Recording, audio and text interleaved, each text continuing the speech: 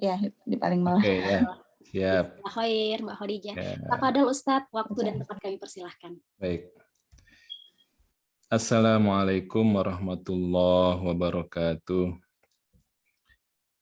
Bismillahirrahmanirrahim. Alhamdulillahirabbil alamin. Wassalatu wassalam ala nabiyina Muhammadin wa ala alihi wa sahbihi ajmain. Rabbi shrah li sadri wa yassir li amri wahlul 'uqdatam min lisani yafqahu qawli. Masya Allah, saya biasa manggilnya Bapak Ibu nih ya. Sekarang harus sister brother.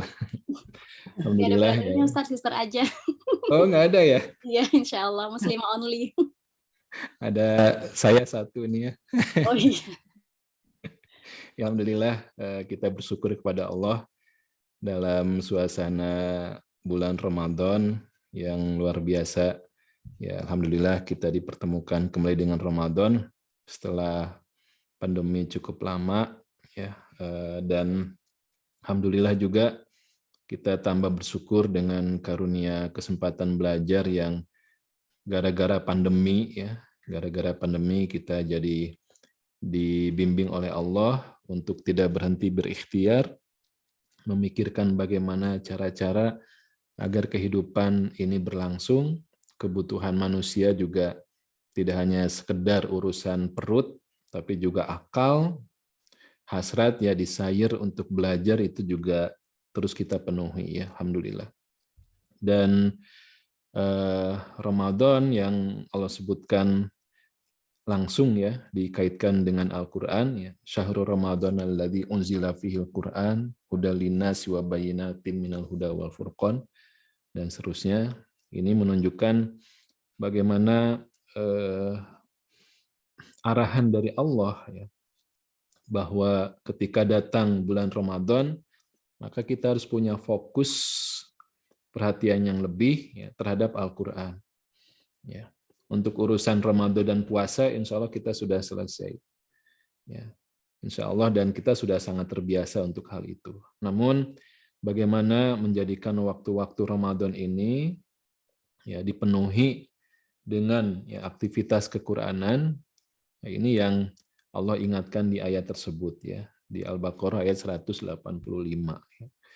Dan alhamdulillah Allah sudah memudahkan kita untuk membaca ya secara tilawatan ya, secara bacaan kita sudah ya bersama Al-Qur'an. Insya Allah ini sister-sister ini sudah terbiasa ya membaca ya Al-Qur'an, bahkan sekarang sudah tambah banyak ya di bulan Ramadan ini. Sudah ada yang khatam belum ya? Ini hari ke-6 ya. Dan saya kira kalau sudah dimudahkan bulan Ramadan ya harus ya kita optimasikannya. Dan insya Allah pada pertemuan ini kita akan coba melakukan interaksi bersama Al-Quran dalam bentuk mengkaji ya, ayat-ayatnya, sebagaimana yang juga dimotivasikan oleh baginda Rasulullah SAW kepada kita semua. Wa majtama'a qaumun fi baitin min buyutillah yatluna kitaballah wa yatadarasunahu fima bainahum illa nazalat alaihimus sakinah wa ghasyiyatuhumur rahmah wa hafathumul malaikah wa dzakarahumullahu fiman indah. Atau kama qala Rasulullah SAW.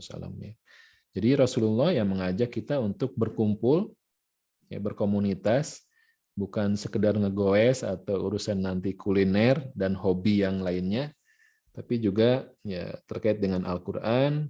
Rasulullah mengingatkan kumpul. Ya, yatluna kitaballah, membaca, kemudian juga tadarus. Tadarus ini membaca berulang-ulang. Jadi kalau kita pernah punya pengalaman dulu ya, kalau zaman now saya kira sudah jarang terjadi ya, karena mushaf sudah banyak, di gadget kita juga bisa kita install ya aplikasi Quran. Kalau zaman dulu, ya, barangkali kita mengalami mushaf itu jarang, ya, terbatas gitu, dan kemana-mana kita punya mushaf yang selalu kita buka, kita baca, ya, sampai berubah jadi kitab kuning ya. Saking lamanya dan lecek gitu ya. Maksudnya lecek itu karena banyak dibaca ya berulang-ulang. Nah, itu adalah tadarus ya. Tadarus itu membaca berulang-ulang, mengkaji berulang-ulang. Nah, itulah sifat Al-Qur'an yang juga harus kita ulang-ulang. Nah, insya Allah pada kesempatan kali ini kita akan coba membuka dengan rasa iri kita ya. Ghibthah, rasa iri kita, bagaimana supaya kita tidak kalah dengan makhluk Allah yang lain ketika mereka mendapati atau mendengarkan bacaan Al-Quran, begitu kagum, begitu merasa takjub, ya, merasa ajaib gitu, ini bacaan yang luar biasa. Ya, inna sami'na Qur'anan ajaba, ya. Ya, sekumpulan jin yang mendengar bacaan Al-Quran dari Rasulullah SAW itu sampai terkagum-kagum, ya, terkagum-kagum ya. Inna sami'na, sesungguhnya kami telah mendengar Qur'anan ajaba, ya, bacaan yang ajaib, yang menakjubkan. Ya. Ya. Nah ini kalau jin saja bisa seperti itu, ya, maka insya Allah manusia juga insya Allah bisa ya, asalkan melakukan upaya-upaya ya yang terus-menerus ya. Sister yang dirahmati Allah, sebelum ke apa ya contoh-contoh ya bagaimana keajaiban ya ayat-ayat Quran, saya ingin kita menentukan dulu ya, sekaligus nanti tujuan kita untuk mempelajari ya hal-hal yang menakjubkan dari Al-Quran ini. Ya. Kita kembali tentang makna mukjizat. Ya. Ya, mukjizat itu kalau dari bahasa Arabnya, mohon maaf nih saya ingin sambil nulis ya. Ya. Jadi apa namanya? Ajaza ya. Seperti ini. Ya. Ya. Mukjizat, ya. Ajaza ini artinya lemah. Ya, jadi kalau orang yang sudah ya, melewati jelita ya, ibu-ibu ya, sudah lewat jelang 5 tahun, 50 tahunnya ya, ya jelita ya, atau juga sudah seksi ya, seket siji, sudah 71 ya. Itu istilahnya ajuz ya, orang tua ya, orang sudah sepuh, itu dalam bahasa Arab disebutnya ajuz. Kenapa? Karena si badannya sudah semakin melemah ya, jadi ajuz ya istilahnya. Nah, disinilah akar kata yang kemudian membentuk kata mukjizat. Mukjizat itu artinya adalah yang melemahkan, ya, sesuatu yang melemahkan, yang mengalahkan, yang menundukkan. Ya. Ajaza ya itu lemah, sedangkan mukjiz ya, mukjizat yang melemahkan. Bisa juga yang mengalahkan, bisa juga yang menundukkan. Itu mukjizat. Ya. Nah, di dalam contoh ya ayat Quran, bagaimana fungsi mukjizat ini kita baca ketika kisah Nabi Musa ya, alaihissalam berhadapan dengan para penyihir Firaun. Nah, saat itu mukjizat yang Allah berikan kepadanya adalah tongkat yang bisa berubah jadi ular. Ya, ini di surat Al-A'raf, juga ada di surat Toha, banyak tempat ya. Nah, maka ketika para penyihir itu menyaksikan bagaimana tongkat Musa berubah jadi ular beneran dan memakan ya, ular-ular sihir mereka, maka fagulibu hunalika wangqalabu sogirin. Mujizat itu membuat mereka kalah, ya, kalah dan sogirin, wangqalabu sogirin, dan mereka menjadi ya sogir ini kita kenal ya ibu-ibu, ya sogir itu kecil, ya akbaru lebih besar, asgor lebih kecil, ya kabir besar, sogir kecil. Jadi mereka berubah menciut, mengecil gitu. Kenapa? Dikalahkan oleh mukjizat Nabi Musa alaihissalam. Ya. Namun tidak berhenti dengan perasaan kalah dan ciut dan mengecil itu. Wa ulqiyas saharatu sajidin. Ternyata para penyihir itu kemudian ya, jatuh tersungkur dan bersujud. sajidin. Nah, ini kan kenapa Allah meng-highlight cerita ini ya. Berarti memang tujuan dari mukjizat itu bukan sekedar wow gitu, ya, tidak berhenti di situ, tapi harus membuat orang itu bersujud. Ya. Ini fungsinya dan memang kita ini hamba, ya, hamba dan Allah big boss kita, ya, super big boss gitu ya Allah itu. Sehingga setiap perintahnya ya udah, ya, kita manut saja, kita taat saja. Ya. Bayangkan ya, akhirnya mereka ya, qalu, para penyihir itu berkata, amanna birabbil alamin, Rabbi Musa wa Harun. Kami beriman ya, kepada Rabbil alamin, Tuhan semesta alam, Tuhannya Musa dan Harun, Rabbi Musa wa Harun. Jadi begitu mendapatkan mukjizat, terjadi perubahan. Yang tadinya pendukung kuat ya, Firaun, penguasa yang zalim itu, ya, pendukung kuatnya, ya, ternyata begitu melihat mukjizat mereka berubah, ya, menjadi followernya Musa dan Harun dan berubah beriman. Meskipun kita tahu ya, bagaimana ancaman dari Firaun terhadap para penyihir ini. Ya, aku bunuh kalian, aku potong ya tangan dan kaki kalian secara bersilangan. Tetap mereka tidak bergeming. Gara-gara apa? Mendapatkan mukjizat. Ya, dan disaksikan langsung oleh mereka. Ya, jadi selain berubah jadi beriman, kemudian juga mukjizat itu memberikan kekokohan. Ya, ini tidak akan dilepaskan lagi. Nah, ini fungsi mukjizat yang saat itu terjadi, dan sifat mukjizat dari para nabi, termasuk Nabi Musa, itu sifatnya visual. Ya, sifatnya visual. Ya. Sehingga orang yang melihat langsung itu bisa langsung takjub dan beriman dan bertambah kuat keimanannya. Itu dengan mukjizat yang bersifatnya visual. Namun kan ya impact-nya itu hanya bagi mereka yang melihat langsung. Ya, dampaknya begitu. Ya. Jadi menyaksikan bagaimana ya mukjizat Nabi Shalih alaihissalam ketika Allah mengeluarkan ya seekor unta dan gantian dengan mereka ya minum, ya, si unta itu minum dari air sumurnya, besoknya gantian dengan ya kaum Samudnya gitu ya. Nah, itu karena melihat ya, sesuatu mukjizat, melihat ya.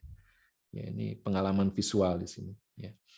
Nah, begitu juga Musa ketika mengajak Bani Israel itu menyeberangi ya, Laut Merah. Nah, di situ juga Allah tunjukkan lagi mukjizat yang lain, yaitu tongkat yang dipukulkan kemudian bisa membelah lautan itu. Ini mukjizat yang sifatnya visual. Tapi bagi kita, ya, karena kita disuguhi cerita itu dalam Quran, ya, kita mengimani Allah, mengimani Rasulullah, mengimani Kitabullah, mengimani Al-Quran. Berita Al-Quran itu benar dan kita imani. Tapi kan kita hanya bisa berimajinasi gitu ya. Tidak ada rincian detail dari bagaimana hebatnya itu si lautan terbelah gitu ya. Bagaimana sih teknisnya gitu. Kita nggak menyaksikan langsung. Ya berhenti pada level yakin saja gitu. Ya, bahwa berita itu benar karena dari Quran. Nah, ibu-ibu yang dirahmati Allah, berbeda dengan mukjizat-mukjizat yang lain. Nah, Al-Quran adalah mukjizat terbesar yang Allah berikan kepada Nabi yang terakhir, ya, dan sifatnya adalah mukjizat auditori, ya, sifatnya auditori. Makanya namanya Quran, ya, namanya Quran.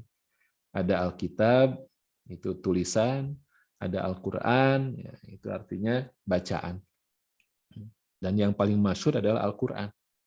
Jadi ini adalah mukjizat yang bentuknya bacaan. Ya, itulah kenapa perintah pertamanya ya Iqra, ya, membaca. Dan Rasulullah SAW juga dalam hadisnya mengajak kita untuk Iqra. Iqra'ul Quran fa innahu ya'ti yaumal qiyamah syafi'an li ashabihi. Bacalah Al-Quran karena nanti pada hari kiamat dia akan mendatangi para sahabatnya yang akrab dengannya memberikan syafaat. Ya. Iqra, bacaan Quran. Ya. Nah ini justru ya hikmah kenapa mukjizat yang paling besar itu dalam bentuk atau sifatnya auditori, karena ini akan menjangkau lebih luas, ya, menjangkau lebih luas, ya, dan timeless ya. Meskipun orang itu nggak bertemu dengan Rasulullah SAW, tapi karena Qur'annya masih ada, masih bisa kita baca, kita dengarkan, mukjizatnya ada di situ. Ya, maka kita pun bisa merasakan mukjizat dari Quran sebagaimana yang dirasakan oleh para sahabat yang bertemu langsung dengan Rasulullah SAW. Semoga bisa dipahami ya. Ya, jadi ibu-ibu yang dirahmati Allah, saat kita baca Quran, ya, di situ banyak ya goalnya ya, banyak tujuan-tujuannya. Tujuan mencari pahala iya, tujuan mendapatkan sakinah, rahmat iya, tujuan supaya kita bisa paham iya, tujuan supaya kita ini bisa merasakan kekaguman kepada ayat Quran, kemudian kita follow up dengan ya Allah, benar-benar yang Engkau luar biasa. Ini ayat ini makjleb, ayat ini ya menjadi solusi, ayat ini menjadi ya, jeweran, sentilan ya, dan selanjutnya gitu. Nah, itu yang harus kita cari, tidak berhenti di pahala saja, rahmat, kemudian sakinah itu sudah Masya Allah ya. Tapi bagaimana kita bisa paham? Itu nanti butuh belajar bahasa Arab Al-Qur'annya. Bagaimana kita bisa merasakan mukjizatnya juga. Nah, itu lagi-lagi kita harus belajar juga ya bahasa Arab Al-Qur'annya itu. Nah, inilah yang kemudian kita baca juga tentang bagaimana sekumpulan jin yang menyengaja mencari ya penyebab kenapa sih langit itu tertutup. Biasanya mereka bisa main-main gitu ya, mencuri kabar-kabar dari langit, kemudian nanti dikabarkan ya di forward kepada manusia-manusia yang istilahnya jadi orang pintar ya. Ya, nggak mau disebut dukun ya, orang pintar. Nah itu ya, jin itu memberikan kabar dari langit ya pada manusia-manusia yang seperti itu. Nah, kecuali suatu saat langit itu tertutup, jin nggak bisa lagi naik, dan dicarilah sebabnya. Nah, sebabnya adalah Al-Quran sedang diturunkan. Ya, tertutup semua. Ini kita bisa baca di surat Al-Ahqaf dan juga surat Al-Jin ini. Qul uhiya ilayya annahu istama'a nafarum minal jin faqalu inna sami'na qur'anan ajaba. Nabi Muhammad SAW sebagai manusia yang paling mulia, yang paling Allah cintai, ya, paling dekat dengan Allah, ternyata tidak diberikan akses ke dunia yang lain. Ya, ke dunia jin itu nggak dikasih akses oleh Allah. Ya, makanya ini ayatnya juga katakan olehmu, wahai Muhammad, uhiya, telah diwahyukan ya, ilayya kepadaku. Jadi Rasulullah ketika membaca ayat Quran, kemudian ada sekumpulan jin yang mendengarkan, Rasulullah nggak tahu, ya, tapi dikasih tahu oleh Allah. Nah ini menjadi aneh ya kalau ada manusia, ya mungkin kelihatannya solih, tapi masuk ke wilayah kehidupan jin, yaitu tidak sesuai dengan contoh Nabi. Ya. Nah apa yang diwahyukan? Istama'a nafarum minal jin. Sekumpulan jin itu datang dan mendengarkan ya bacaan Quran dari Rasulullah SAW. Faqalu. Ya, kemudian mereka berkata, sekumpulan jin berkata, inna sesungguhnya kami sami'na telah mendengar Quranan bacaan ajaba, yang ajaib, yang menakjubkan. Ini dari bahasa Arab ya, ajaba ya, ajaib ya. Nah, ternyata sekumpulan jin itu setelah merasa kagum, mereka mengungkapkan yahdi ila rusydi fa'amanna bihi walan nusyrika birabbina ahada. Memberikan petunjuk, selain menakjubkan, Al-Quran juga memberikan hidayah, memberikan petunjuk. Ya, yahdi ila rusdi. Jadi hidayah ar-rusdi. Ya. Ada hidayah taufik, ada hidayah rusdi, gitu ya. Itu beda ya. Ya. Kalau hidayah taufik yang sifatnya ilmu, tapi kalau hidayah ar-rusdi itu hidayah yang sifatnya itu memberikan kekuatan untuk mengimplementasikan ya, ilmu yang diketahuinya, ya, mengamalkan ya itu. Ya, seringkali kan orang ngerti keutamaan baca Quran, tapi untuk bisa melaksanakannya butuh tambahan hidayah lagi. Ya, orang tahu kalau marah itu dilarang, la tagdob, ya.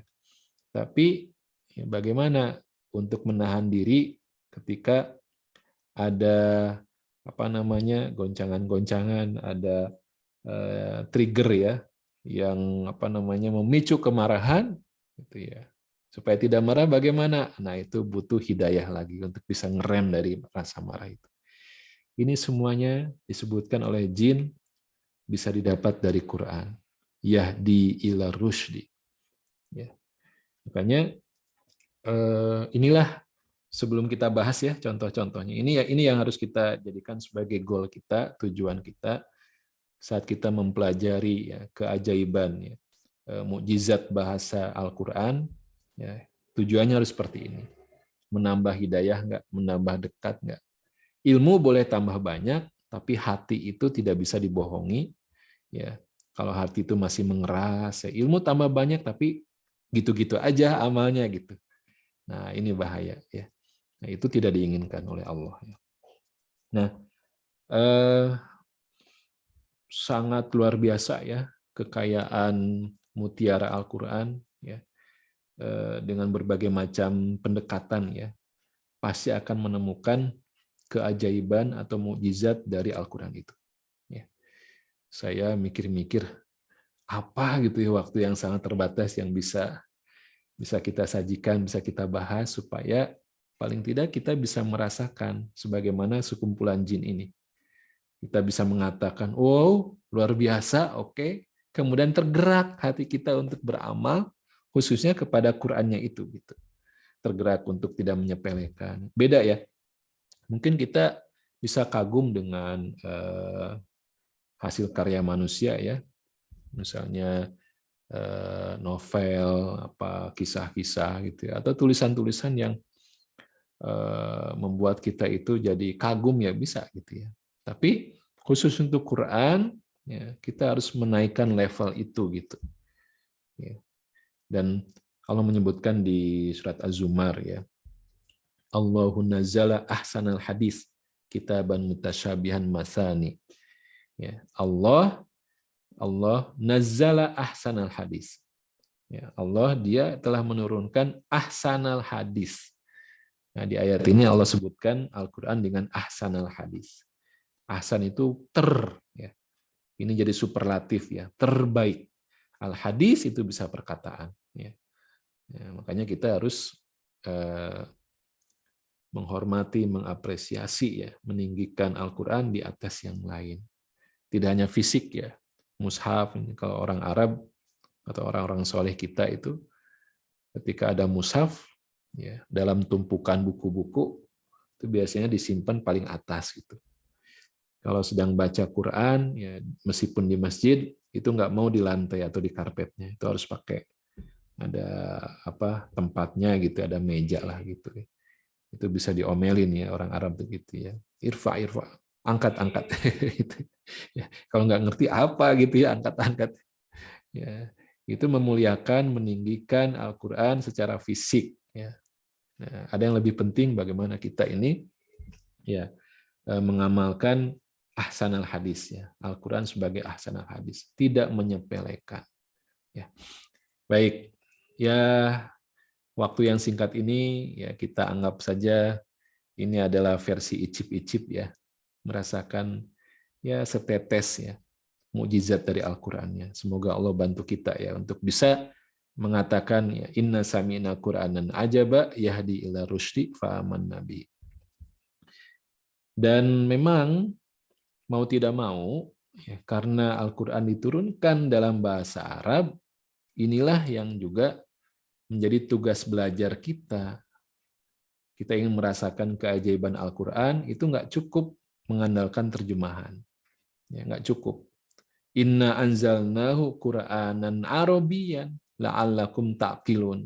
Disebutkan di sini ya bahwa ya Al-Quran itu dalam bahasa Arab ya. Qur'anan Arabiyyan, berbahasa Arab. Ya, la'allakum ta'qilun, Masya Allah ya. Agar kalian ta'qilun, berakal. Ya, akal itu alat untuk kita bisa berpikir, memahami. Itu akal. Akal juga, ya, ini kemarin kita mengkaji di surat Al-Baqarah ya. Ini akil, ya, itu lawan dari jahil. Ya, lawan dari jahil. Akil itu lawan kata dari jahil. Ya. Jahil kita tahu itu bodoh ya terjemahannya. Padahal ya kalau kita kembalikan di sini akil lawannya jahil. Maksudnya adalah akil ini kalau dalam bahasa Arab akal artinya adalah akola itu mengikat. Ya, artinya mengikat. Ya, mengikat. Mengikat berarti supaya terkendali. Mengikat supaya tidak lari, ya, tidak kabur gitu. Itu artinya akola itu mengikat. Ya. Nah, manusia itu punya potensi meledak dan kabur. Ya. Ketika apa? Ketika tidak diikat gitu. Nah, akal itulah yang akan mengikat manusia. Ya.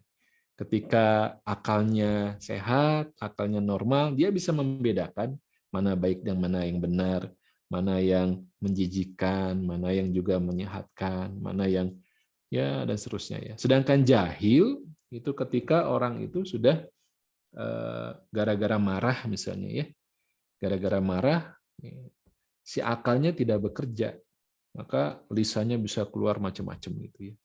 Itu jahil. Kenapa? Tidak terkontrol, tidak terikat, tidak terkendali lagi. Jahil itu begitu. Matanya juga begitu kalau jahil ya. Kemudian telinganya begitu, ya, semua anggota tubuhnya begitu ya. Karena tidak diikat. Nah, ini kenapa oleh bahasa Arab, ya Allah turunkan dengan berbahasa Arab, la'allakum ta'qilun, supaya kita bisa aktivasi akal kita. Ya, dengan bahasa Arab supaya akal kita itu senantiasa aktif, ya, teraktivasi. Ya, karena bahasa Arab itu, Masya Allah ya, banyak banget ya keistimewaannya. Ya, ya, ya, memang bisa dirasakan ketika kita sudah mempelajarinya ya. Ya. Bagaimana pilihan suatu kata ya, dalam bahasa Arab itu banyak banget. Ya. Karena orang Arab itu hidup dalam kondisi alam yang tidak banyak variasinya ya, gurun gitu ya, pemandangan juga nggak banyak variasinya, sehingga orang-orang Arab itu Allah bantu untuk mengembangkan imajinasinya, ya. Dan itu terwakili dengan bahasanya. Ya, untuk menyebutkan unta usia berapa ada istilahnya. Unta yang matinya seperti apa, misalnya matinya karena kebanyakan minum ya, tidak di stop gitu ya, tidak berhenti. Jadi unta tuh begitu minum, kalau disediakan 10 liter ya diminum semuanya gitu. Ya, sehingga ada istilah habato ya. Habato itu fahabitot a'maluhum ya, ada ayat begitu. Ya, bahwa hancurlah amal-amal mereka ya. Gara-gara berbuat syirik itu hancur amal mereka ya. Jadi ini diambil dari istilah unta yang mati karena kekenyangan minum. Ya. Nah, jadi semakin gemuk si unta itu gemuk, ya. Kelihatannya gemuk, tapi tidak lama kemudian dia mati. Nah, orang yang berbuat syirik itu beramal, kayaknya banyak gitu ya bekalannya itu, kebaikannya banyak. Tapi karena berbuat syirik, fahabitot a'maluh. Ya, dia gemuk tapi mati gitu. Nah, itu ungkapan bahasa Arab yang diambil dari istilah unta ya yang kegemukan kemudian sampai mati. Minum banyak sampai gemuk mati. Nah, itu ya istilahnya. Ada unta yang lain ya. tadi kita bahas juga kemarin kita bahas tentang istilah kuda. Ya. Kuda itu hison, al-hison itu kuda. Ya. Tapi untuk menyebutkan kuda yang istimewa, yang branded, ya itu disebut dengan istilahnya khoil. Wal khoilil musawwamati, itu di Ali Imran ayat 14 ya. Kecintaan manusia, zuyyina linnasi hubbus syahawat minan nisa wal banin wal qanatiril muqantarati minadz dzahabi wal fiddah wal khailil musawwamah. Nah, kuda di situ disebut dengan diistilahkan dengan al-khail. Itu ada kha, ya dan lam. Itu khoyala, ya, hayal. Nah, itu jadi bahasa kita. Ya. Jadi khail itu kuda istimewa yang tidak banyak orang memilikinya, hanya bisa menghayalkannya gitu ya, kudanya itu. Ya. Nah, makanya orang yang normal ya, ini manusia biasanya ya termasuk menghayalkan kendaraan yang istimewa. Ya. Al-khailil musawwamah, sampai ada brandednya, ada logonya gitu ya. Nah ini ya, kendaraan yang berlogo sesuatu ya. Nggak peduli bagaimana kualitasnya, kalau sudah ada brandednya ya sudah, itu jadi jaminan dan prestis ya sesuatu. Nah itu kelebihan bahasa Arab ya, dari pilihan katanya ya bisa sangat seperti itu ya, kedalamannya. Ya. Nah sekarang kita coba lihat kenapa ya bahasa Arab. Nah secara garis besar ya, ini bahasa Arab yang akan bisa kita pakai untuk mentadaburi ayat-ayat Quran, merasakan keajaiban ya bahasa Al-Quran. Ya mau tidak mau kita harus belajar istilahnya nahwu. Ya, nahwu ini mempelajari 3 jenis kata ya dalam bahasa Arab, ada isim, ada fiil, ada harf. Kemudian hubungan di antara mereka seperti apa? Baik-baik sajakah ataukah ada ya perselisihan ya. Ya. Nanti bagaimana Allah ya misalnya ya menggunakan suatu harf, ya. Menggunakan harf. Harf itu huruf ya. Ya. Misalnya di dalam surat Al-Maun ya. Ya, surat Al-Maun. Fawailul lil musallin. Ya, ayat lanjutannya apa? Fawailul lil musallin. Apa lanjutan ayatnya? Alladzina hum. Nah, huruf yang dipakainya apa? Nah, ini ya. An solatihim sahun. Bukan fi. Nah, bukan fi. Alladzina hum an solatihim sahun. Bukan alladzina fi solatihim sahun. Ya. Bukan memakai fi. Ya. Apa sih bedanya? Wah, jauh. Ya. Jauh banget. Ya. Jadi para ulama begitu kagum ya dengan bagaimana Allah memilihkan suatu harf gitu ya. Nah, jadi kalau menggunakan an ya, an solatihim sahun itu berarti apa ya bedanya? Kalau fi itu di dalam, an itu dari ya. Ya. Orang yang sholatnya itu ya lalai dalam hal yang kecil ya hal yang kecil itu ya. Ini dengan menggunakan di dalam sholatnya ya, dalam sholatnya misalnya kita lagi baca atau mendengarkan imam membaca ayat Quran, kemudian kita nggak konsentrasi ya, kita nggak fokus, kita nggak bisa mengikuti bacaan imam itu, nah itu namanya fi. Itu namanya fi ya. Ya, sebentar. Ya. Bayangkan kalau ayat itu, celakalah orang-orang yang sholat. Ya. Fawailul lil musallin alladzina hum fi. Nah, bagaimana kalau fi di situ yang dipakai? Berarti kalau kita ini ya, ngelantur aja sebentar gitu ya. Ya, dari bacaan imam kita nggak konsentrasi, berarti kita celaka di situ. Ketika menggunakan fi di situ. Fi sholatihim itu. Tapi Allah luar biasa dengan menggunakan an, berarti itu sudah sesuatu yang ya dimaafkan ya kalau kita lalai, kita nggak khusyuk, ya barang beberapa menit itu masih tidak diancam oleh ayat itu. Tapi kalau an sholatihim berarti dari sholatnya melalai-lalaikan, menunda-nunda, nah itulah orang-orang yang wailul lil musholin. Itu baru dari pilihan harfnya ya, dari pilihan harf. Ketika Rasulullah SAW meminta sahabatnya membaca ayat Quran untuk beliau, ya dibacakanlah surat An-Nisa, ya, sampai akhirnya ya, Rasulullah menghentikan bacaan sahabat ini di ayat yang ke-41. Ya. Kenapa? Ya, ketika Rasulullah mendengarkan bacaan ya wasyahidu ala, ya, syahid ala, menggunakan harf di sini. Dan Allah menjadikan ya kamu ya, sebagai saksi ala haulai, ya, terhadap mereka. Saksi kemudian ditambahi hurufnya ala. Ya. Nah ini ala ini adalah saksi yang memberatkan, bukan saksi yang meringankan. Ya. Beda dengan li. Ya. Kalau li ini saksi yang meringankan. Tapi kalau ala ini saksi yang memberatkan. Begitu Rasulullah mendengar itu, ya, ayat tersebut, ya, menghentikan bacaan sahabat ini dan beliau kelihatan bercucuran air mata, ya, karena nggak sanggup membayangkan, ya, saat persidangan itu dihadirkan oleh Allah menjadi saksi tapi yang memberatkan, gitu. Ya, betapa Rasulullah nggak teganya dengan umatnya saat beliau menjelang wafatnya juga yang diingat umatnya, ya, ummati. Nah, membayangkan itu nangis beliau dan menghentikan. Gara-gara ini aja harap aja. Ini bayangkan ya, bagaimana dengan kita ya. Belum nanti bagaimana ya isim yang dipakai yang sifatnya permanen, belum lagi fiil yang dipakai sifatnya temporer gitu ya. Wah, ini banyak banget. Kemudian juga di sorf. Sorf ini adalah arsitektur suatu kata.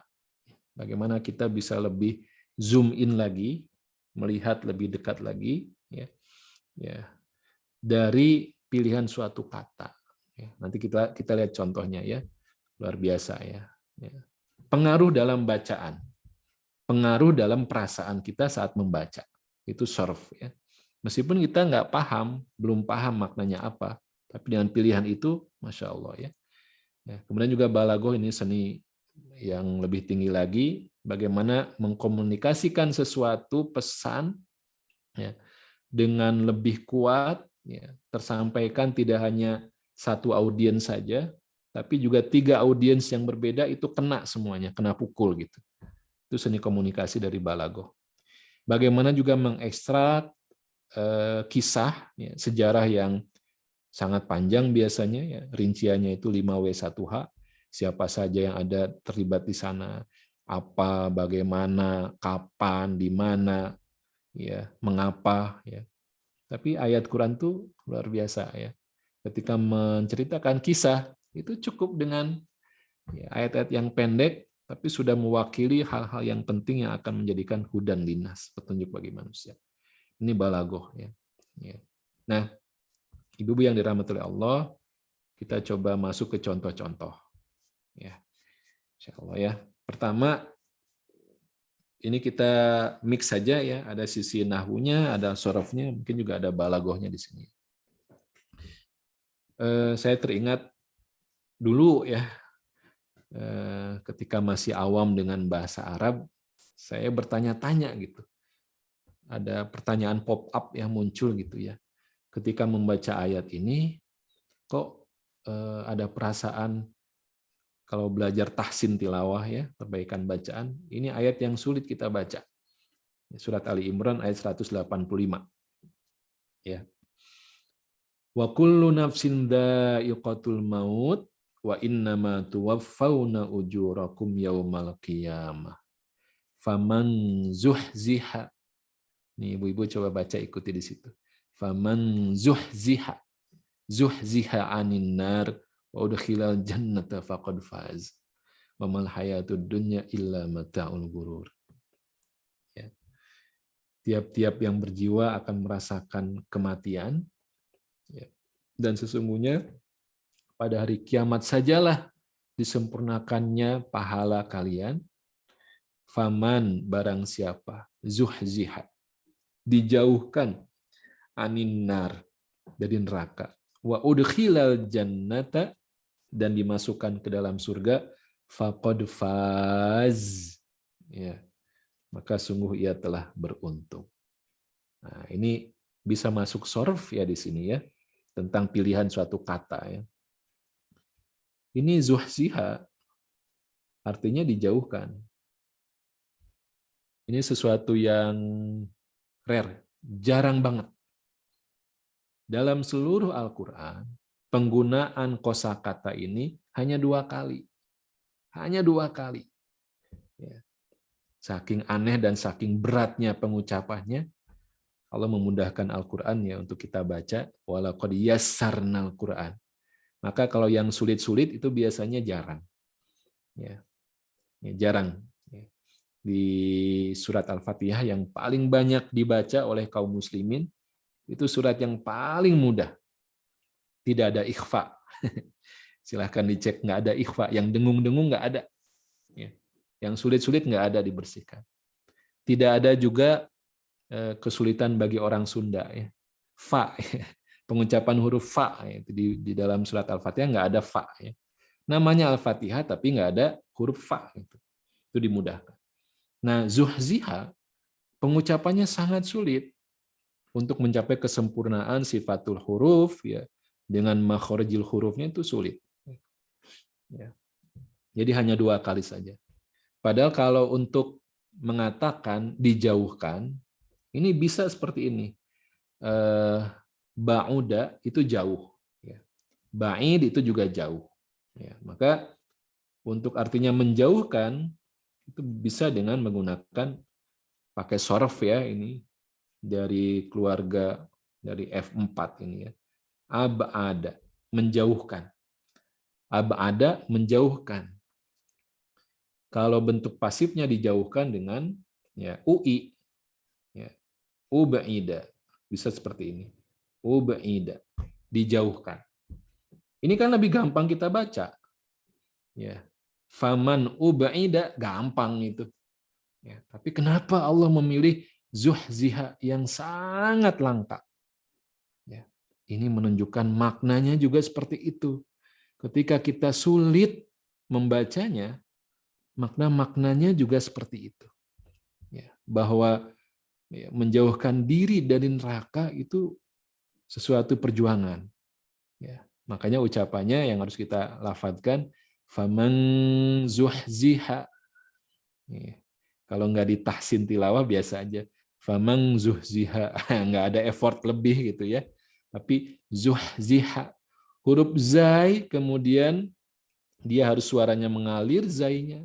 Ha itu udaranya keluar sempurna. Zuhziha. Ya. Zuhziha. Membutuhkan effort yang lebih.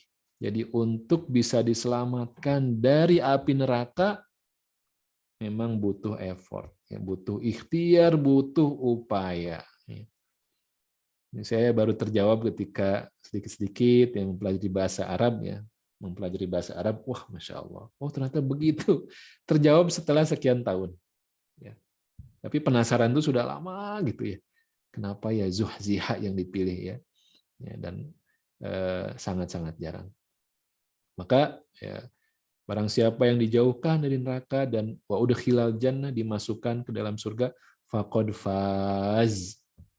Ya, bacanya juga kita panjangkan faz. Ya. Kebahagiaan, kemenangan yang hakiki ya. Faqad faz. Ya. Bukan faiz. Ya, bukan faiz. Ya. Ya, faiz itu juga pemenang, faiz ya. Ya, kalau faz ya ini bentuk sorf yang lain, pilihan yang memberikan rasa saat membacanya, ada rasa ya kemenangan yang panjang, kemenangan yang juga indah, yang nikmat itu ya, faz ya.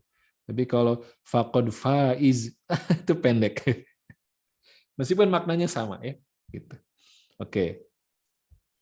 Juga dulu ya saya sempat bertanya-tanya juga ya. Ya ayyuhalladzina amanu udkhulu fis silmi kaffah. Wahai orang-orang yang beriman, masuklah kalian ke dalam Islam secara apa? Kafah. Ya. Ini istilah dalam tajwidnya apa nih Ibu-ibu? Bacaan tajwid yang begini, kafah. Atau berapa harokat harus kita baca kafnya, kaknya? Berapa harokat? Boleh 2 nggak? Fisilmi kafah. Boleh 2 nggak? Ya, ya, nggak boleh. Harus dibacanya panjang banget. Nih, harus 6 harokat. Ya, fisilmi kafah gitu. Ya, artinya keseluruhan. Padahal kalau mau keseluruhan ya bisa kulun itu semua ya. Jadi fisilmi ya kul ya kulun ya itu semua berarti masuklah ke dalam Islam secara keseluruhan bisa juga begitu ya. Ya, tapi di sini kenapa dipilih ya kata kafah ya sesuai dengan rasa ya, perasaan kita saat membacanya kita panjangkan. Ya, berarti masuk Islam secara keseluruhan itu butuh waktu, butuh proses panjang. Fisil mikafah. Ya, Masya Allah ya, sodakallah ya, luar biasa Allah ya. Ini baru permukaan saja, bagaimana kita melibatkan perasaan kita ya, saat kita baca ayat-ayat Quran, ya itu ada sesuatu yang muncul gitu ya, meskipun itu sangat-sangat dangkal. Ya, pertanyaan kenapa ya harus dibaca begitu ya? Dan ini hanya ada dalam Al-Quran ya. Baik. Kita lihat contoh yang lain. Intonasi atau rhyme ya, ritme itu juga sangat menentukan ya, menentukan suasana ayat tersebut. Kalau kita baca surat di juz 30 ya, ini hafalan kita insya Allah ya. Dan seluruh Al-Quran penuh dengan yang seperti ini ya. Surat At-Takwir dengan surat Al-Buruj. Ya. Idza syamsu kuwirat wa idan nujumu kadarat wa idal jibalu suyirat wa idal isyaru utilat. Ketukannya cepat. Ya, ketukannya cepat, akhir ayatnya juga kita baca pendek. Was-samaa'i dzatil buruj wal yaumil maw'ud wa syahidin wa mashhud qutila ashabul ukhdud. Akhir ayat yang kita baca panjang, mad arid li sukun, tapi berhentinya dengan qalqalah. Ya, qalqalah ya.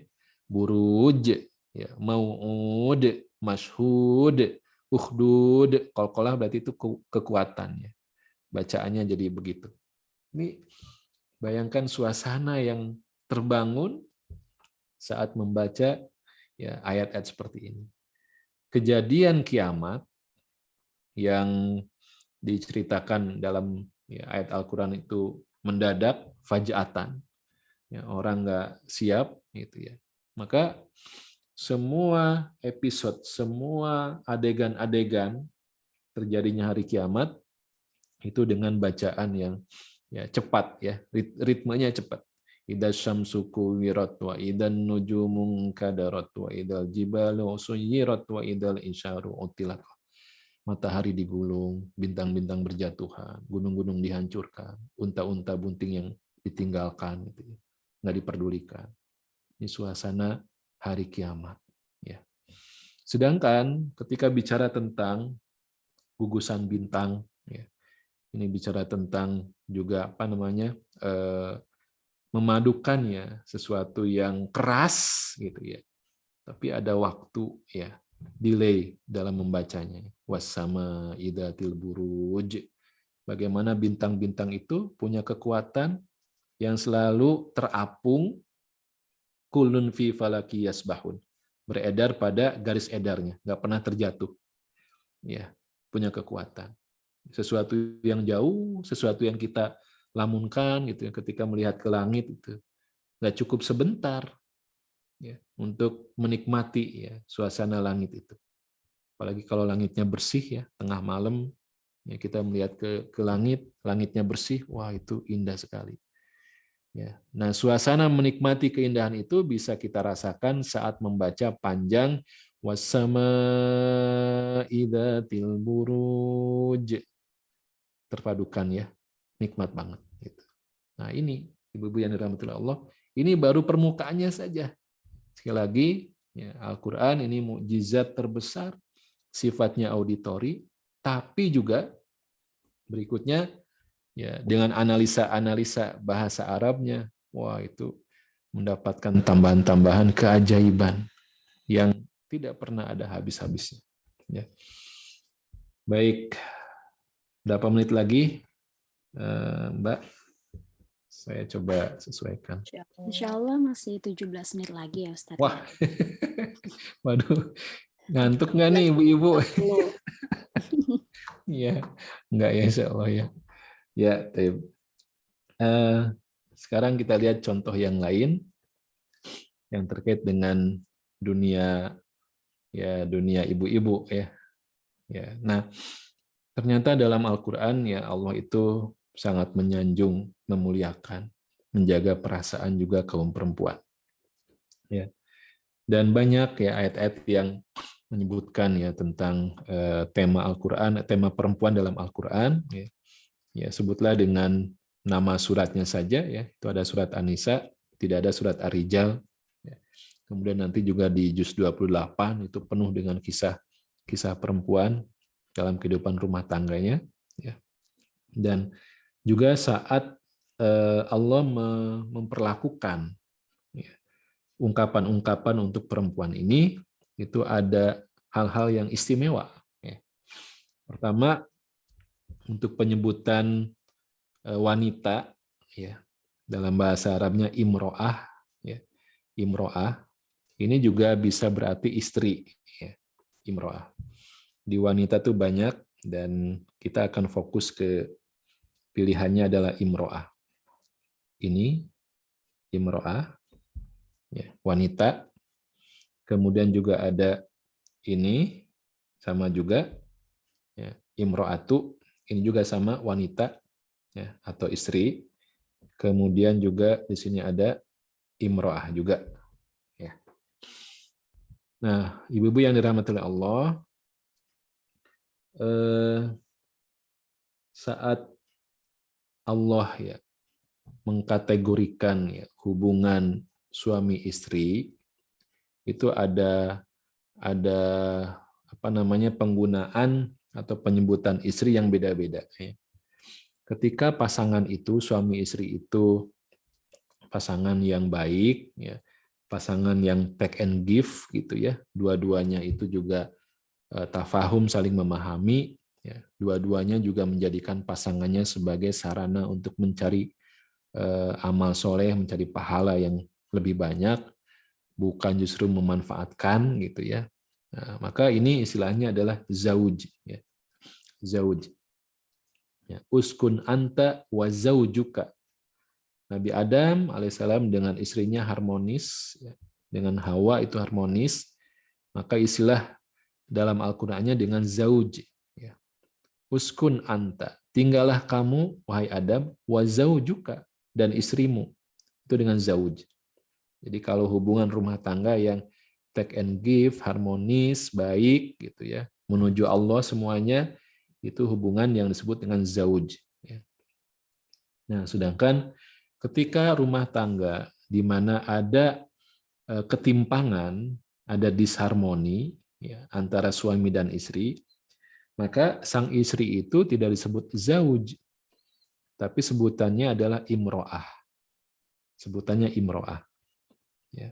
Apakah ketidakharmonisannya itu karena sang istri itu apa namanya tidak bisa memberikan keturunan, ya, meskipun bukan keinginannya ya.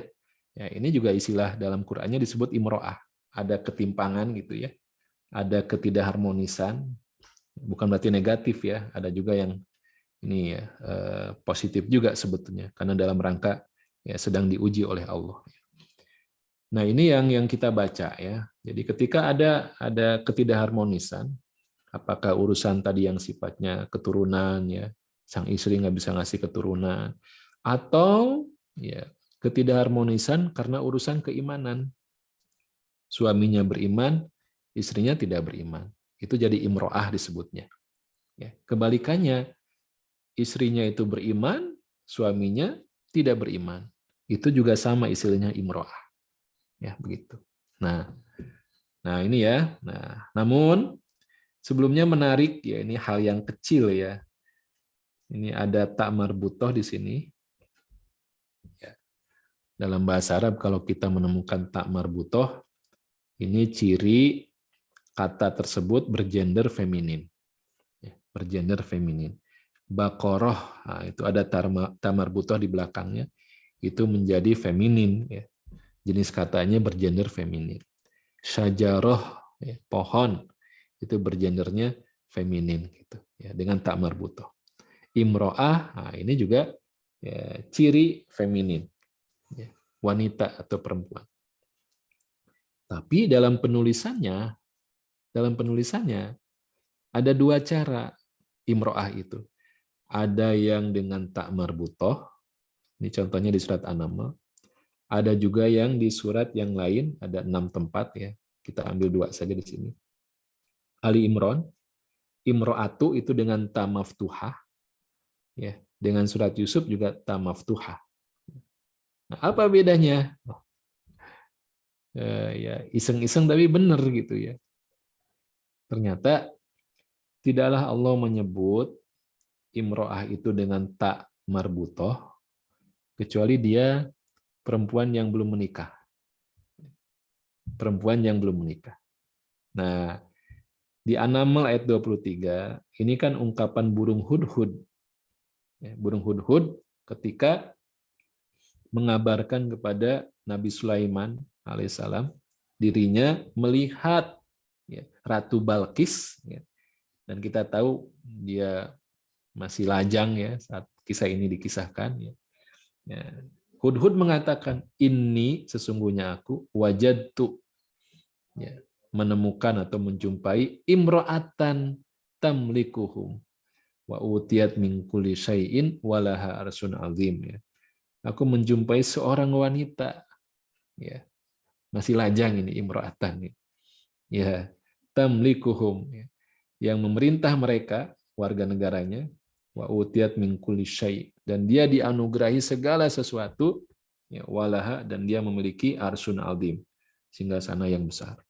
Ya, dengan tak marbutoh, ya. Silahkan nanti dieksplorasi lagi, ya. Itu contoh-contoh yang menggunakan tak marbutoh, ya, imro'ah, itu masih lajang, belum menikah. Kebalikannya, ketika sudah menikah, nah, berubah menjadi taknya yang terbuka. Hatinya sudah terbuka itu. Hatinya sudah terbuka. Ya. Sebagaimana huruf taknya juga ta maftuhah. Terbuka menerima ya, laki-laki untuk menjadi suaminya. Ya. Ya, ini keren ya Allah ya. Ya, in qalati imra'atu imrana rabbi inni nadartu laka ma fi batni muharraran fataqabbal minni. Imra'atu Imron, istrinya Imron. Kenapa dipakai imro'atu? Ya, ini tak marbutohnya sudah terjawab karena dia menjadi istri dari Imron. Ya. Kenapa disebut imro'atu? Bukan zauju Imron? Ya. Karena istri Imron, sebagaimana kita tahu, itu sempat juga delay dari mendapatkan keturunan dan bernazar kepada Allah. Ya Allah, sekiranya ya aku ini mengandung, ya ini nadartu, ya ini sudah mengandung kemudian dan bernazar kepada Allah, ya itu karena ya seperti itu ya kisahnya. Kemudian juga di dalam surat Yusuf, ya, ini juga disebut dengan Imra'atu al-Aziz. Nah, ini. Majikan perempuannya Yusuf, yaitu istrinya Al-Aziz, itu dengan Imra'atu al-Aziz. Oke ya. Kemudian Ibu-ibu yang dirahmati Allah, sedikit ke materi nahu, ya, nahu. Ketika fiil atau kata kerja untuk menjelaskan si pelakunya adalah wanita, ya, pelakunya wanita, maka pola katanya itu dengan menggunakan tambahan huruf ta di akhirannya. Qala, dia berkata, berarti laki-laki. Qala, ya. Id qala Musa. Musa telah berkata. Qala Musa. Ya. Ya. Tapi kalau perempuan yang berkata harus memakai tambahan huruf ta. Qalat, ya, berkata. Siapa yang berkata? Imro'atu, ya, Imron. Istrinya Imron, ini perempuan yang berkata, ada tambahan huruf ta. Ya. Itu pola dalam bahasa Arab yang normal, yang fusha. Ya. Tapi ketika bahasa Arabnya ini dipakai oleh Allah, seolah-olah Allah melanggar aturan main itu. Ya. Yang berkata di surat Yusuf ini, waqala niswatun ini. Niswatun ya di sini. Ya. Ini ada tamar butoh. Ya. Nanti wanita-wanita, ya, fil Madinah di kota, ibu-ibu pejabat ini. Ibu-ibu pejabat. Berarti ini perempuan.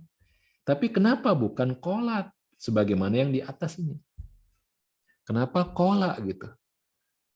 Masya Allah. Ini luar biasa Allah dalam memadukan hal-hal yang membuat kita tuh jadi la'allakum ta'qilun, harus mikir gitu. Harus memikirkan.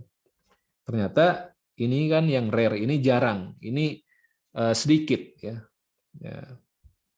Apa namanya? Dengan disebut niswah ini juga sedikit ya, jumlahnya nggak banyak ya. Ini istri-istri pejabat ya. Istri-istri pejabat yang mengomentari, yang ngomongin ya, yang ngegosipin istri Al-Aziz saat sudah terjadi apa yang dikisahkan ya, Nabi Yusuf digoda, dirayu, kemudian ya terjadi seperti itu ya, menyebarlah kisah itu dan jadi gosip ibu-ibu pejabat. Ya. Dan ibu-ibu pejabat itu berkata seperti ini, ya, turawidu fataha an nafsihi. Ya. Dia menggoda bujangnya, ya, asisten rumah tangganya untuk menundukkan dirinya gitu, kepadanya. Ya. Ya, ini gosipnya. Tapi dengan penggunaan qola, yang ini untuk ya, maskulin, untuk laki-laki, secara implisit di sini Allah memesankan peranan ibu-ibu ini ya, sangat kuat dan biasanya gampang mempengaruhi suami-suaminya dengan qola ini. Ya. Supaya apa? Supaya suaminya mau mengikuti ya, keinginan-keinginannya. Ayo dong Pak, ya ini kan kita mau liburan, ya. Ayo dong Pak, kita mau ya kendaraan baru, ayo Pak, macam-macam. Ya. Nah, jadi hati-hati di sini. Allah memesankan seperti itu. Ya. Maqala niswatun. Ya. Ini keren banget. Jadi lagi-lagi nahwu sorofnya harus kita pelajari ya. Terakhir, semoga ada waktunya terakhir. Nah ini cerita tentang istrinya Nabi Zakaria alaihissalam. Nabi Zakaria adalah juga contoh kehidupan Nabi yang diuji dari mendapatkan keturunan sampai usianya sudah ajuz ya, ya sudah tua. Ya, suatu riwayat menyebutkan sudah usia 90 atau lebih dari 100 ya usianya. Ya. Jadi udah gempor ya, udah lemah ya, bukan lagi keriput tapi tulang belulangnya juga sudah kropos ya, osteoporosis dan sebagainya ya. Nah, Nabi Zakaria berdoa kepada Allah, Rabbi anna yakunu li gulamun wa qad balaghaniyal kibaru wa imraati akir. Ya Tuhanku, bagaimana aku bisa mendapatkan anak sedangkan aku ini telah ya wa qad balaghaniyal kibar. Ya. Jadi ini lebih tua lagi ya, tidak sekedar ajus ya. Sudah sangat tua. Wa imraati, nah ini istriku akir, mandul. Nah, kenapa disebut dengan imroati? Karena istrinya di sini dalam hubungan yang berarti kurang harmonis, karena istrinya tidak bisa ngasih keturunan. Jadi istilahnya imroati, bukan zauji, ya, gitu. Kemudian Ini di surat Ali Imran ya, ayat 40. Kemudian di surat Al-Anbiya ayat 90 ya, ketika Nabi Zakaria berdoa ya kurang lebih sama doanya gitu ya. Dan di ayat 90 ini Allah jawab, Allah ijabah doa Nabi Zakaria meminta keturunan. Fastajabna lahu wa wahabna lahu Yahya wa aslahna lahu zaujahu. Ini sekarang Masya Allah. Maka kami perkenankan doanya dan kami anugerahkan kepadanya Yahya. Wa wahabna lahu Yahya. Wa aslahna lahu zaujah, dan kami jadikan istrinya ya, wa aslahna itu diperbaiki ya, kondisi istrinya yang mandul itu ya, diperbaiki dan sehingga bisa mengandung, bisa hamil. Zaujahu sekarang menggunakan zauj. Ya, di atas masih imro'ah ya, tapi di bawah ya, di surat Al-Anbiya ini sudah zauj. Kenapa? Karena sekarang sudah bisa memberikan anak, memberikan keturunan. Allahu Akbar ya. Berubah istilahnya gitu. Hanya Quran yang bisa seperti ini. Hanya Quran. Bahkan Allah kabarkan dulu tentang kehadiran Yahya. Wa wahabna lahu Yahya. Wa aslahna lahu zaujah. Dan kami perbaiki ya, kami perbaiki kondisi istrinya itu. Apakah urusan kemandulannya diperbaiki? Apakah urusan kekuatan untuk hamil selama kondisi normal 9 bulan, kalau enggak prematur ya, 9 bulan itu dikasih, ya, diperbaiki kondisinya kuat gitu. Apakah nanti menyusuinya, apakah nanti mengurus sampai besarnya gitu ya. Walau alamnya. Itu makna yang di sini masuk balagoh. Ya. Kenapa disebutkan wa wahabna lahu Yahya dulu? Ya. Kami anugerahkan kepadanya Yahya dulu. Itu kan anaknya. Ya. Kemudian baru disebutkan wa aslahna lahu zaujah. Ada yang muqaddam disebutkan di awal, ada yang muakhir disebutkan belakangan. Wah, itu huge, itu luar biasa ya. Ya, makanya kita ya inna sami'na Qur'anan ajaba. Harus dengan penuh penghayatan ketika mengatakan seperti itu. Wah, menakjubkan ya Al-Qur'an itu. Dan tidak berhenti di situ, kita harus sampai pada follow up ya, yahdi ila rusdi fa amanna bihi ya, sebagaimana yang diungkapkan oleh sekumpulan jin itu. Baik, ibu-ibu yang dirahmati Allah, ini barangkali yang baru bisa kita buka ya sedikit gitu ya dari materi tentang betapa luasnya ya keajaiban ya, bahasa Al-Qur'an. Sekali lagi saya mengajak, ayo kita minta kepada Allah ya supaya Allah membantu kita bisa lebih mengagumi keajaiban Al-Qur'an, dan Allah menolong kita untuk bisa memfollow up dalam bentuk aksi-aksinya insyaallah. Demikian yang bisa disampaikan, lebih kurangnya mohon maaf. Al-afu minkum. Assalamualaikum warahmatullahi wabarakatuh. Waalaikumsalam warahmatullahi wabarakatuh. Masya Allah, topik tausiah yang sangat menarik sekali ya Ustadz di siang hari ini. Alhamdulillahirrahmanirrahim. Kami ucapkan jazakumullah khairan jaza kepada Ustadz Agus yang sudah menyampaikan materi pada hari ini. Per waktu ya Ustadz ya, 1 jam. Tidak terasa ternyata sudah 1 jam berlalu. Masya Allah. Iya, jadi tadi poin penting yang mungkin bisa saya highlight bahwa Masya Allah ya, Al-Quran merupakan mukjizat yang Allah berikan untuk Nabi terakhir, Nabi Muhammad SAW. Dan menarik sekali tadi kenapa bahasa Arab itu menjadi sangat penting gitu ya Ustadz, karena salah satunya adalah merupakan bahasa Al-Quran dan memang langsung diturunkan dari Allah Subhanahu wa Ta'ala.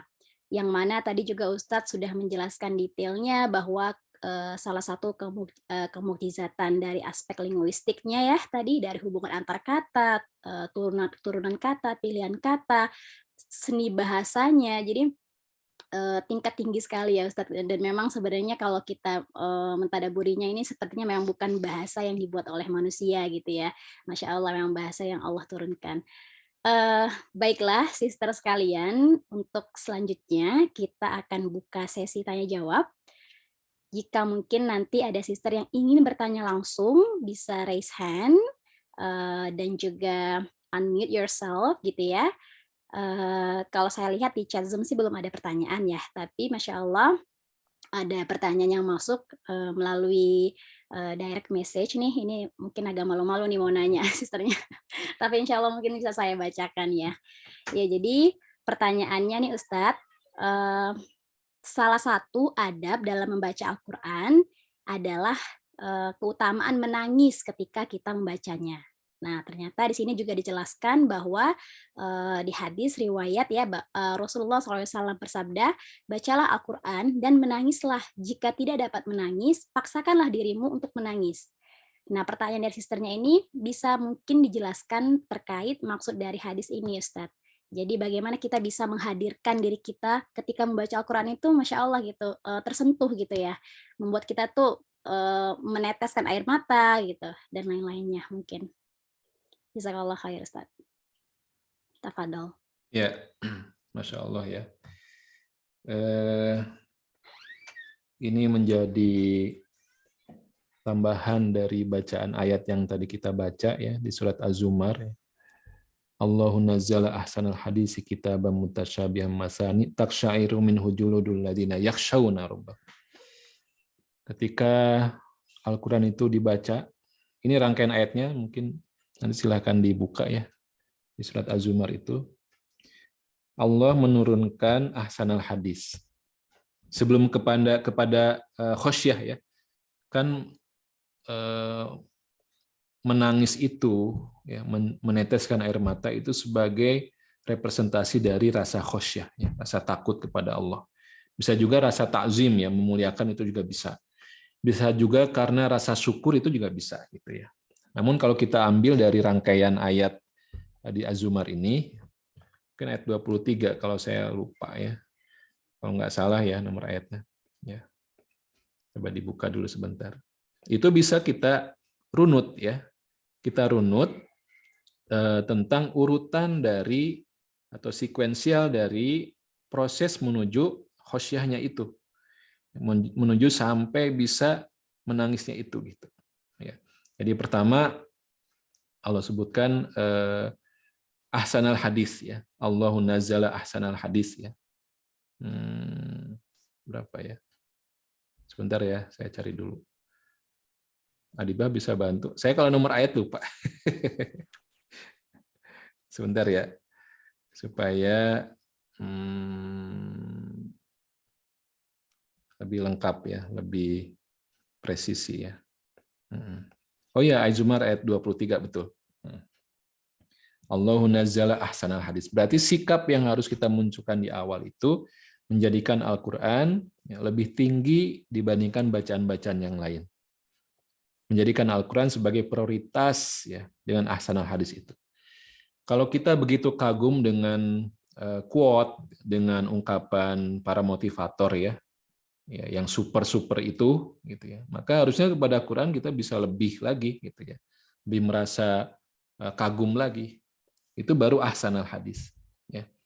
Kitaban mutasyabihan ya, ayat yang sama, serupa, kualitasnya juga sama, sehingga kalau kita sudah biasa baca Yasin gitu ya, mutasyabihan itu berarti mengajak kita untuk membaca tetangga-tetangga Yasin gitu. Kenapa? Kualitasnya sama, keutamaannya sama, mirip-mirip lah Betty gitu. Ya, berarti semuanya harus disikapi seperti itu, mutasyabihan. Bukan berarti membuat si penghafal itu juga kelabakan ya, mutasyabihan itu ya, ayatnya mirip-mirip. Itu betul juga gitu ya.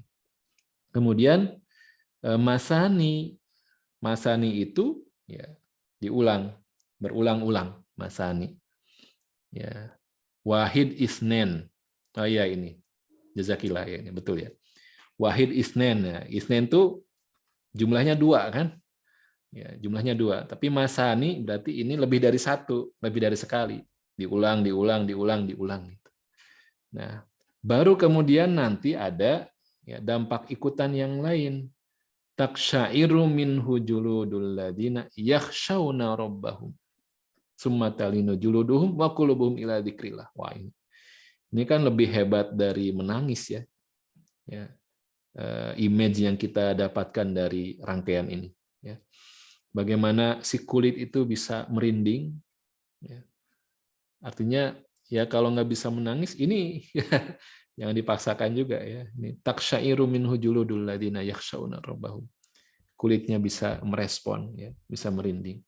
Kenapa kulit disebutkan di sini? Karena kulit ini bagian tubuh yang akan memberikan kesaksian nanti di hari kiamat. Ya, ini. Nah, prosesnya begitu.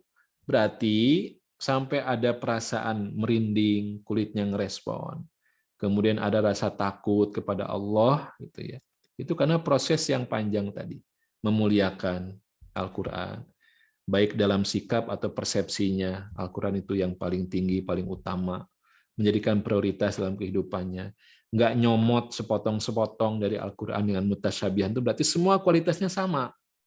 Ya. Baik saat imam tarawih itu membacakan trikul, ya, kulhu, kul a'udzu birabbil falaq, kul a'udzu birabbin nas, kita bahagia.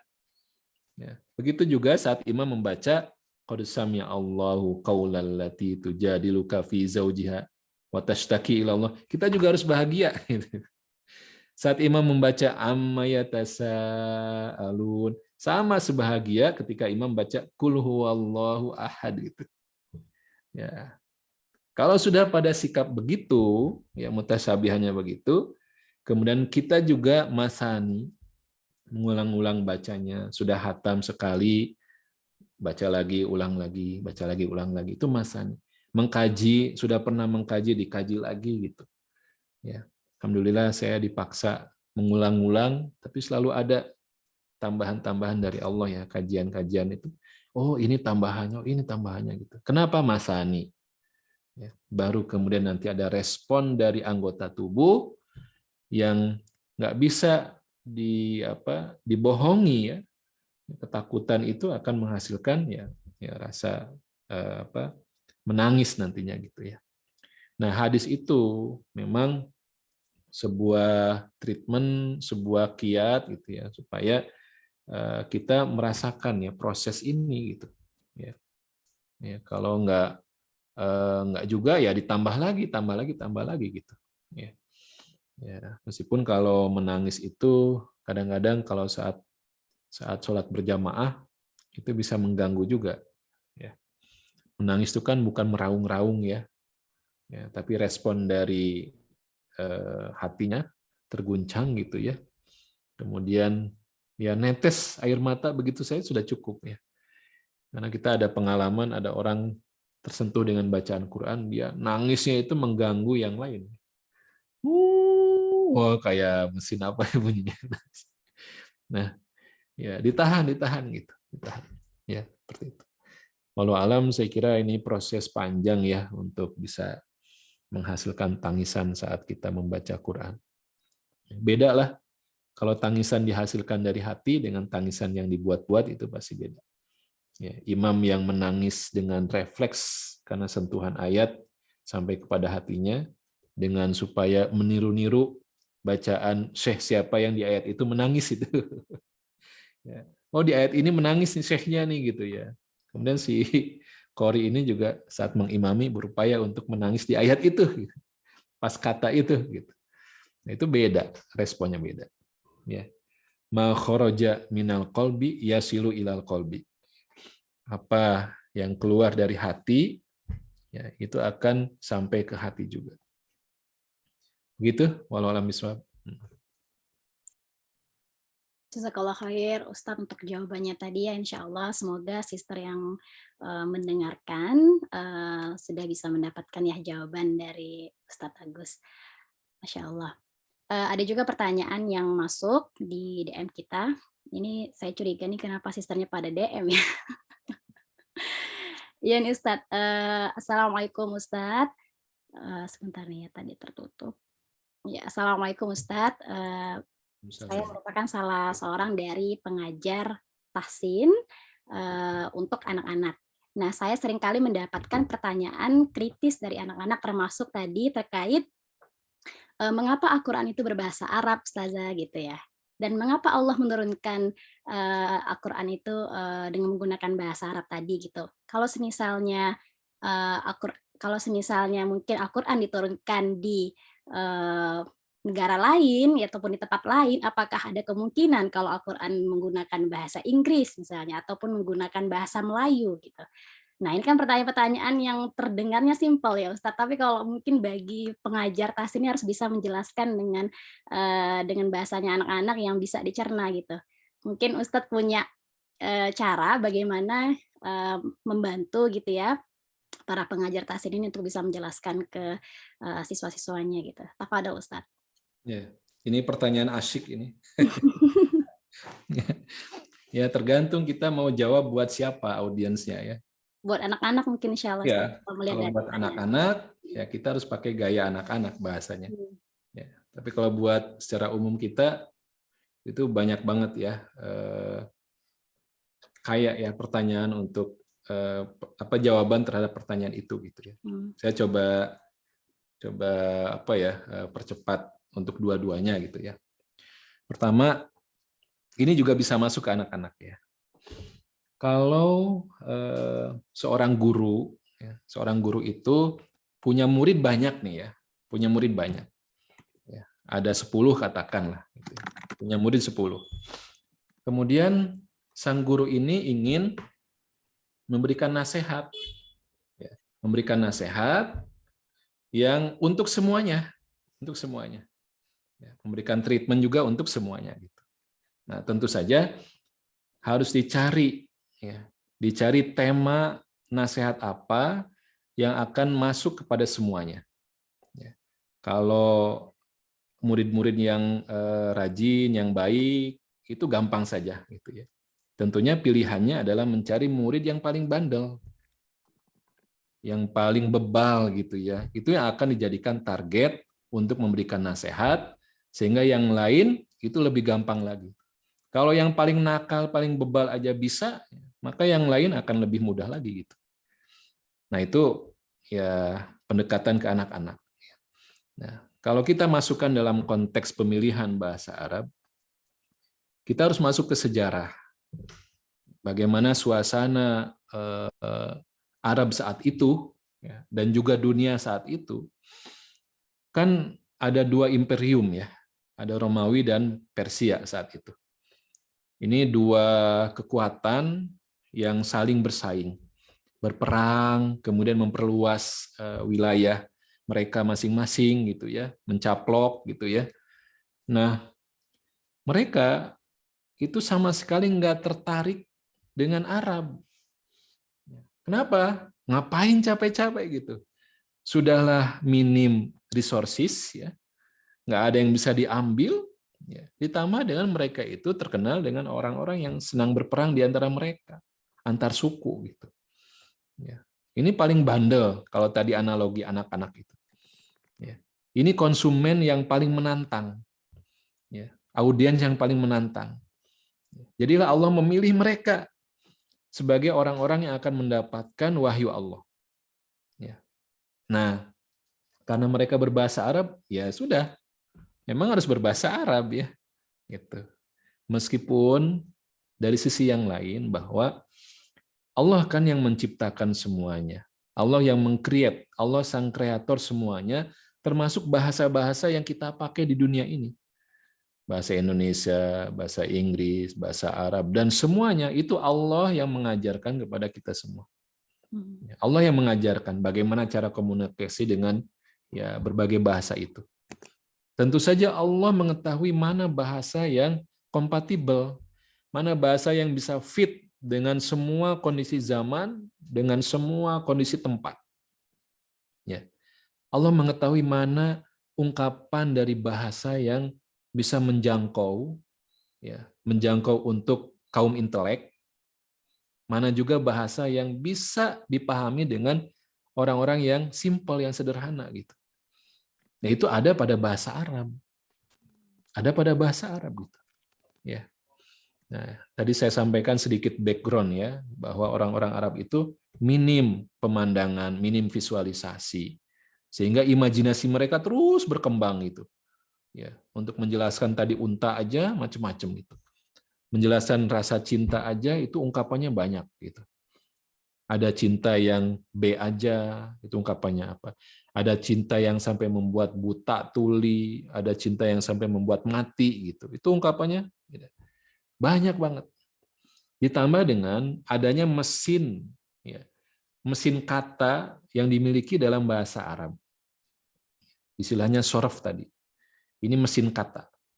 Ya, bayangkan ibu-ibu sedang membuat kue, ya, nah, punya semacam alatnya lah gitu ya, punya alat untuk membuat kue macam-macam. Tinggal di setting aja, ya mau apa itu kuenya ya, menjelang Lebaran itu, mau apa kue-kuenya, ya putri salju kalau di sini apa namanya, ya kastengel macam-macam gitu ya.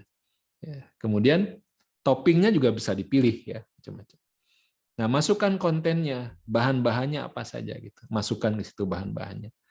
Seret itu diproses, itu tinggal dipencet, keluar nanti itu. Ya. Nah dalam bahasa Arab ada mesin kata yang disebut sebagai sorf. Ya. Ada kontennya, ada bahan bakunya yang terdiri dari 3 huruf.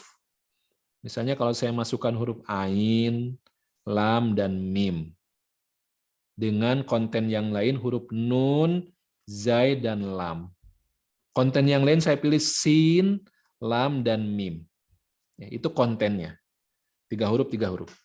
Sedangkan kontainernya, si mesin sorofnya itu, mesin katanya, itu bisa kita setting. Oh, saya ingin menambahkan tasdid. Menambahkan tasdid nih. Jadi yang keluar adalah nazzala, salama, allama. Menambahkan tasdid.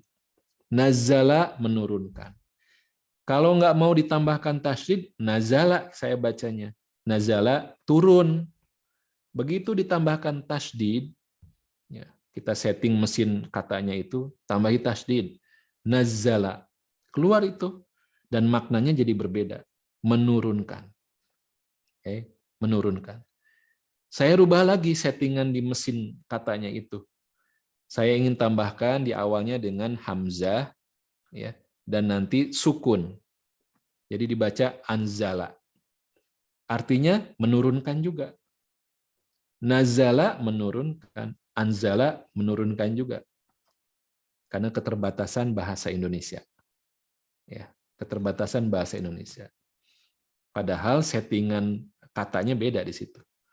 Nazala menurunkan, berangsur-angsur, bertahap. Nazzala. Ada tasdid, hurufnya dibuat double, berarti tindakannya juga tidak hanya sekali, double, berulang-ulang. Nazzala.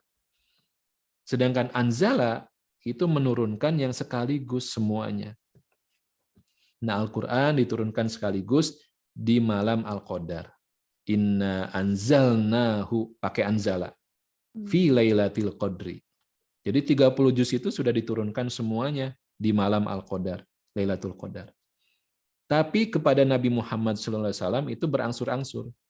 Inna nahnu nazzalna adzikra wa inna lahu lahafidun. Sesungguhnya kami ya, telah menurunkan kepadamu. Inna nahnu nazzalna. Ya, menurunkan secara bertahap. Ini bayangkan. Adakah bahasa yang lain yang bisa seperti itu gitu polanya? Belum lagi nanti dari akar kata ini, 3 huruf ini, ain, lam, dan mim, ya. Misalnya saya pakai ain, lam, dan mim, ya.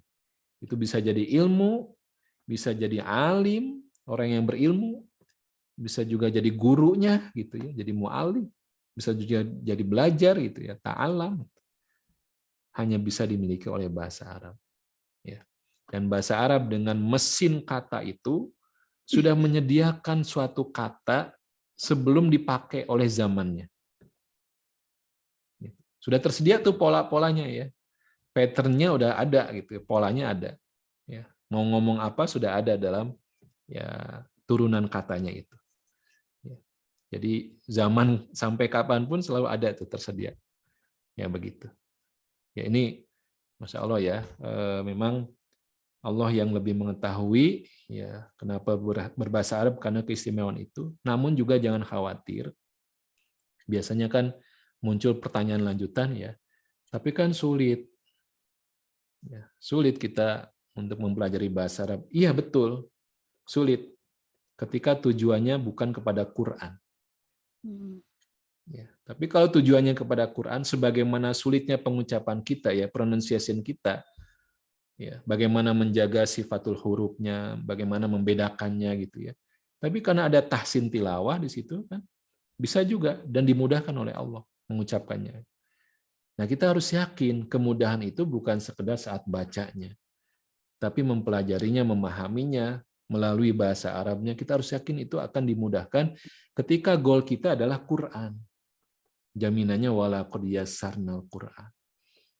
Ya, kalau untuk conversation, ya wah itu ya berat sebetulnya. Harus menghafal kosakata. Kalau ke Quran enggak. Ya, memang ada harus menghafal ya. Tapi insya Allah itu jauh-jauh lebih ringan dibandingkan kita harus ya belajar bahasa Arab untuk conversation, untuk muhadasah. Nah, kami teman-teman ya saya dengan teman-teman juga ingin ya sama-sama belajar bareng gitu ya. Makanya kita sebutkan bahasa Arab Al-Quran.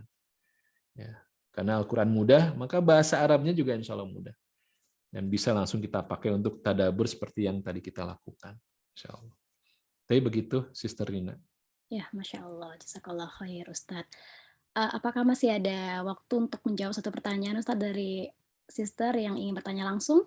Ya, tafadhol, Nak. Ya, ada yang lain. Masya Allah. Tafadhol, Mbak Feni.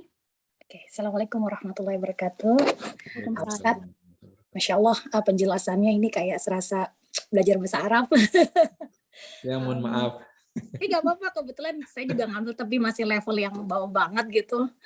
Memang dengan belajar bahasa Arab tuh ketika kita baca memang jadi tahu iya ini untuk perempuan, ini untuk laki-laki gitu. Masya Allah, Allah udah desain sedemikian rupa. Nah, melanjutkan nih lagi bulan Ramadan ya Ustadz, kita mau hatam ya. Kita mau hatam berkali-kali gitu.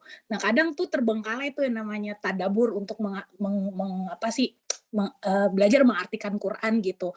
Itu bagaimana ya? Apa yang didahulukan menghatamkan? Karena kan kayak tadi kan mesti kita nangis ya untuk supaya kita ngerti kan kita mesti ngerti dulu baru kita bisa rasa ada sedih gitu dari dalam hati. Nah, itu yang diutamakan hatam dulu sampai 3 kali atau 4 kali karena ada tekniknya ya, katanya seminggu tuh bisa hatam Quran gitu. Jadi in total sebulan bisa 3 atau 4. Nah, itu bagaimana Ustadz? Nah, begitu juga dengan bahasa Arab.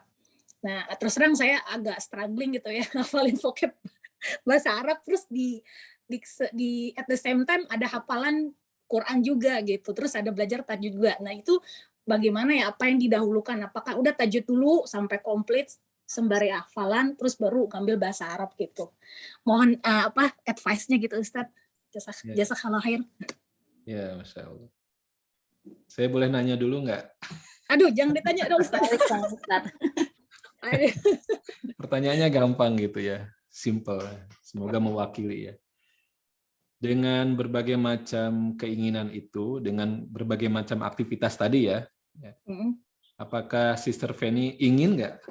Ingin baca, ingin hatam, ingin paham?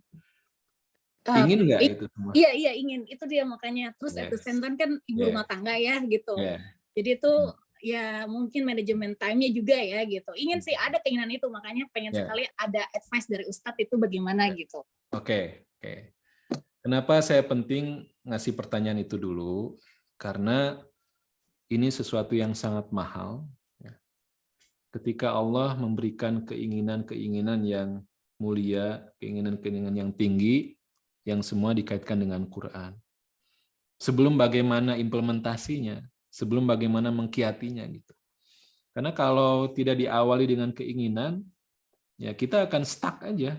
Sampai kapanpun kita ya tilawahnya begitu-begitu aja ya. Sampai kapanpun kita nggak paham-paham gitu, nggak tersentuh-tersentuh gitu.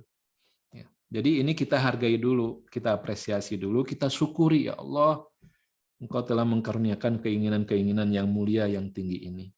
Ya. Perkara nanti bagaimana action-nya, how to do-nya, membuat action plan-nya, ya kita kembali meminta kepada Allah. Warzuqna, ya, tilawatan, wa hifdan, wa tadabburan. Itu kan doa yang juga diajarkan kepada kita. Banyak curhat kepada Allah, karena Allah sebagai sahibul kalam, Allah sebagai pemilik Al-Quran ini, ya, dan banyak doa ya, banyak meminta. Ya, dan meyakini bahwa Al-Quran adalah mukjizat. Namanya mukjizat itu nggak bisa dilogikakan. Kalau kita hitung-hitungan memang waktu kita terbatas 24 jam. Ya. Kita sudah membuat planning nih harian ya, daily planning nih kita buat harian. Jam sekian sampai jam sekian tilawah dulu, nanti jam sekian selanjutnya 3 jam mengerjakan tugas domestik, jam sekian mungkin jemput anak dan sebagainya, jemput suami dan sebagainya, menghadiri pertemuan apa gitu ya. Kita sudah membuat perencanaan itu. Ternyata kita hitung, wah 24 jam itu habis ya, ternyata udah terisi semua ya.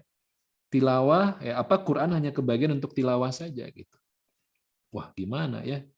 Nah untuk Quran kita jangan logika-logikaan. Minta aja kepada Allah, ya Allah beneran loh saya tuh kepengen, saya tuh jujur dengan niat saya, dengan keinginan saya, kepengen bisa ngafal, kepengen juga bisa nanti mempelajari bahasa Arab Al-Qur'annya gitu ya. Minta dulu. Tapi saya blank ya Allah. Engkau tahu saya sudah membuat ya planning ini, ya, daily planning ini ya. Tapi ya segini adanya.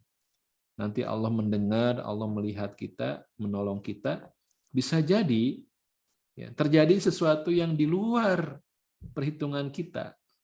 Wa yarzuqhu min haitsu la yahtasib. Ini bukan urusan rizki materi saja, duit saja. Bahwa Allah akan memberikan rizki dari arah yang tidak diduga-duga. Wa may yattaqillaha yaj'al lahu makhraja wa yarzuqhu min haitsu la yahtasib. Rizki waktu itu juga bisa tidak kita duga-duga.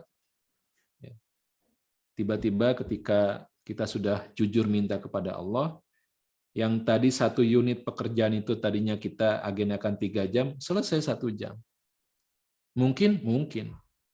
Ya, silakan buka nanti di surat Al-An'am. Ya. Walahu ma sakana fil laili wan nahar. Walahu hanya milik dialah. Ya. Ma apa yang sakana. Apa yang sakana itu, yang tinggal, yang diam, yang ada. Ya, masakana fil lail, di malam hari, wan nahar, dan di siang hari. Biasanya kan ayatnya walahu ma fis sama wati wal ardi. Ya, hanya milik Allah apa yang ada di langit dan di bumi. Tapi ayat ini mengatakan tentang time, tentang waktu, bahwa Allah pemilik waktu. Walahu ma sakana fil laili wan nahar. Ya. Jadi kita minta kepada sang pemilik waktu supaya bisa difleksibelkan. Ya. Jadi tadinya 3 jam untuk 1 unit pekerjaan, kalau Allah ya mau ya itu bisa dibuat lebih singkat. Sebagaimana halnya pengalaman kita yang kita sudah rencanakan, ya ternyata delay, ternyata mengalami keterlambatan dan sebagainya. Jadi aja berantakan semuanya gitu. Ya. Nah ini kita harus banyak meminta kepada Allah. Silakan rencanakan. Nah, yang berikutnya adalah bagaimana membuat prioritas ya, dan juga menyesuaikan dengan kesempatan yang kita miliki. Ya. Dan berlaku kaidah hal jazaul ihsan ilal ihsan. Setiap kebaikan itu akan menghasilkan kebaikan yang lain.